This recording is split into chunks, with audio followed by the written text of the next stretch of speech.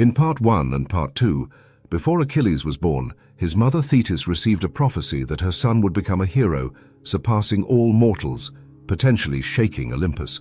Fearing this, Ares allied with Apollo to prevent Achilles' rise. When Thetis dipped Achilles into the River Styx for immortality, Apollo intervened, leaving his heel untouched, a planned weakness should Achilles ever pose a threat. As Achilles grew into Troy's greatest warrior, he confronted Hector, who had slain his friend Patroclus. Moved by Hector's remorse and his plea for peace, Achilles spared him, showing mercy. Hector then took his own life, entrusting his family to Achilles. Witnessing this, Apollo recognized Achilles' true nobility. However, Paris later shot an arrow at Achilles' heel. Apollo intervened again, keeping Achilles alive but unconscious. Regaining strength, Achilles, with Automedon and Ajax, fought off Trojan forces and retreated to Mount Ida to heal. Don't forget to subscribe to follow Achilles' journey through 3 divine trials, where glory and doom walk side by side. Part 3. Healing and Vengeance. The cave on Mount Ida was a realm of cold and silence, broken only by the faint drip of water echoing from hidden springs within its damp stone walls. Achilles rested upon a bed of animal hides, his body worn from ceaseless combat, his spirit unquiet. The wound in his heel pulsed with a dull, unrelenting pain, a cruel token of his mortality and the betrayal that had nearly felled him. Though this cave offered a fleeting respite from the war's smoke and clamor, danger lingered still, for the gods had not yet relinquished their grasp on his fate. High on Olympus, Ares, the fierce god of war, simmered with rage. Achilles' survival stung his pride like a lash. That a mere mortal could defy divine intent and yet live was intolerable. With a cruel smirk, Ares waved his hand, conjuring a creature of shadow, a monstrous entity invisible to mortal eyes, its presence betrayed only by a whisper of air and subtle stirrings. Its claws, sharp as the finest blades, could tear through flesh and bone. This fiend, spawned from darkness and spite, was sent to the cave to snuff out Achilles in his moment of weakness.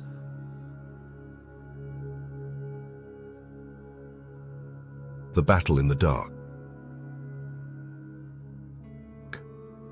Achilles slipped into a restless slumber, but his warrior's instincts roused him, sensing a shift in the stillness. The cave, once a haven, now pressed upon him, the shadows seeming to writhe with life. He opened his eyes, peering into the faint light, but saw nothing beyond the jagged outlines of stone. Yet a prickle ran down his spine, and his hand closed around the sword at his side. A soft sound drifted from the cave's mouth, a scrape of claws on rock, followed by a low, guttural hiss. Achilles stood, heedless of the ache in his heel, his grip firm on his blade. "Reveal yourself," he growled, his voice steady despite the unease coiling within. The silence deepened, but the air grew frigid, the darkness denser. Then, a sudden gust brushed past him, and a sharp pain flared across his arm as blood seeped from a shallow gash. Achilles whirled, slashing into the emptiness, his sword striking nothing. "Achilles!" a calm, familiar voice called from the cave's depths. Chiron, his wise centaur mentor, stepped forth, hooves tapping softly on stone, his gaze rich with ancient understanding. "You do not face this alone." Achilles lowered his weapon, relief warring with frustration. "Chiron, what stalks me? It strikes unseen, a coward's blow." Chiron's face was stern. A shadow wraith, a spawn of Ares, deadly, invisible. Yet it can be defeated. Rely on your mind, Achilles. Brute force will not avail you here. Achilles nodded, his thoughts racing. He had faced legions, but never a foe without form. How do I slay what I cannot see? Chiron leaned closer, his voice hushed. Listen, feel, it breathes, it moves the air. Use the cave, make noise, force its hand. Achilles steadied himself, closing his eyes to hone his senses. The drip of water, the rustle of his cloak, and then a faint breath from the cave's far corner. Swift as a thunderbolt, he seized a stone and flung it toward the sound. It struck the wall with a sharp crack, and the air erupted in motion. Claws scraped stone, and Achilles lunged, driving his sword toward the noise. The blade bit into something solid, and a shriek tore through the cave as the wraith recoiled, its shape flickering into view, a twisted shadow with glowing red eyes. Achilles advanced, forcing the creature back. It swiped with its claws, but he evaded, using the cave's tight quarters to hem it in. Chiron's counsel rang in his ears, and he herded the wraith into a corner where the walls narrowed. Now, Achilles, Chiron cried. With a burst of power, Achilles feinted left, then spun right, his sword cleaving the air in a deadly arc. The blade pierced the wraith's skull with a wet crunch. A final anguished wail escaped it before it dissolved into wisps of dark smoke, gone as if it had never been. Achilles slumped against the wall, breathless. Blood dripped from his arm, but triumph was his. Chiron approached, resting a hand on his shoulder.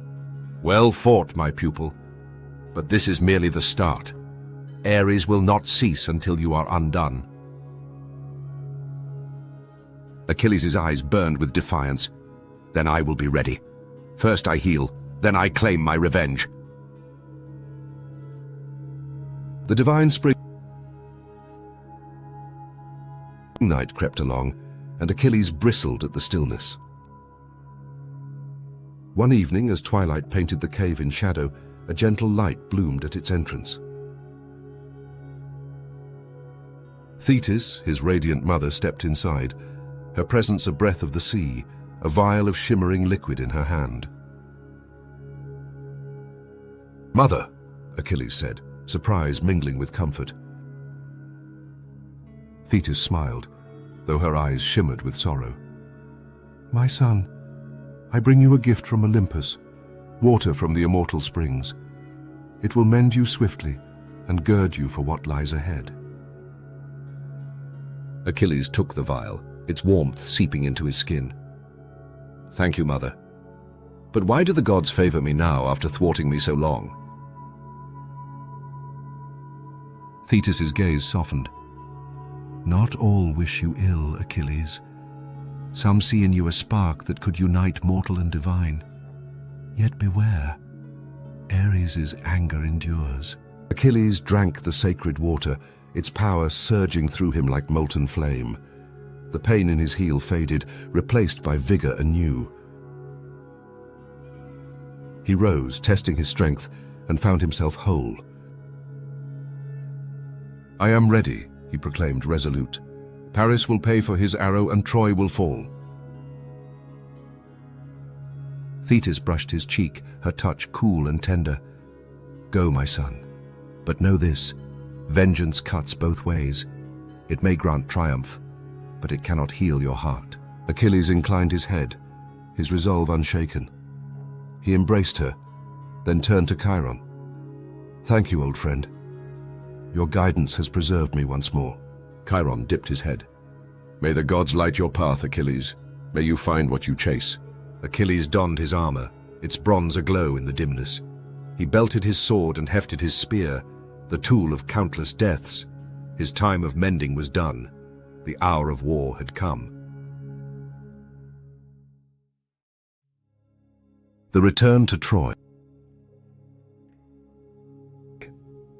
The march to Troy was swift, fueled by the fire of vengeance that blazed in Achilles' chest. He led his loyal Myrmidons, their black armor a stark contrast to the golden plains.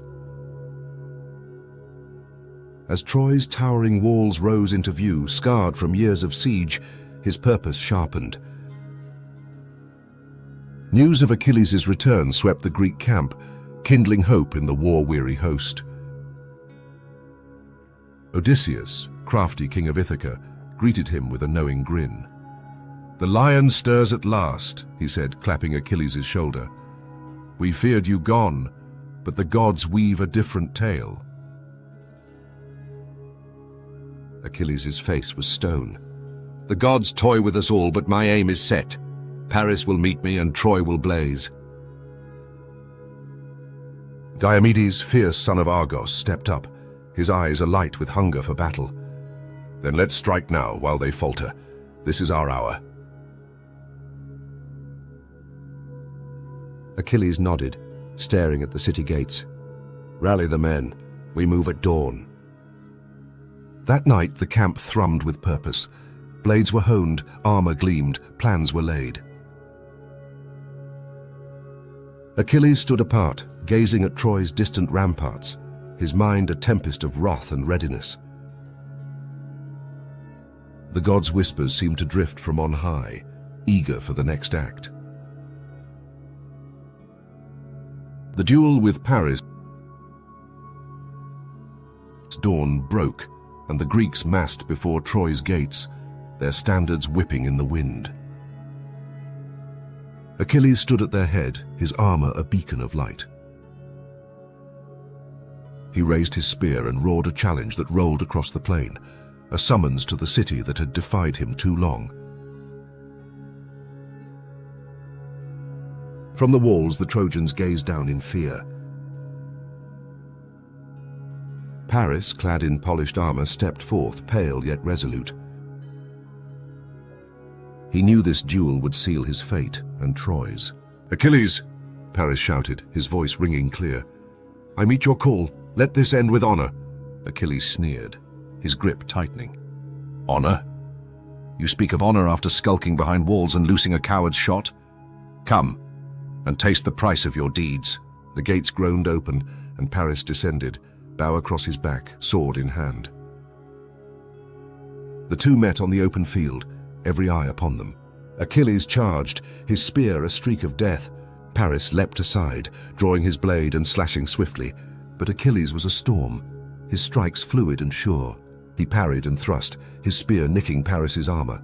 Paris stumbled, gasping. An archer by trade, he faltered in this clash of steel. Achilles pressed on, relentless, each blow pushing Paris back. "Did you think one arrow could end me?" Achilles mocked, his voice thick with scorn. "Now you'll reap your folly." Paris glanced to the walls where his brother Deiphobus watched, helpless. No aid would come. This was his end. With a ragged cry, he lunged, aiming for Achilles' heart. Achilles dodged with ease, then swung his spear in a fatal arc. The point drove through Paris's chest, blood blooming across the earth. Paris fell, eyes wide with shock. "For Patroclus!" Achilles hissed, twisting the spear. Paris went still, and Achilles yanked the weapon free, letting the body collapse. The Greeks roared in victory, while Troy's hope crumbled with Paris's fall.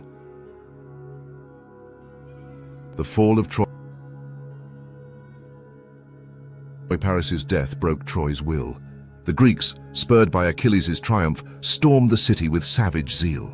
Odysseus' guile breached the gates, and Diomedes' might cleaved through the defenders. Achilles fought as one possessed, his spear and sword drenched in blood. Troy's streets ran red, its air choked with the wails of the fallen.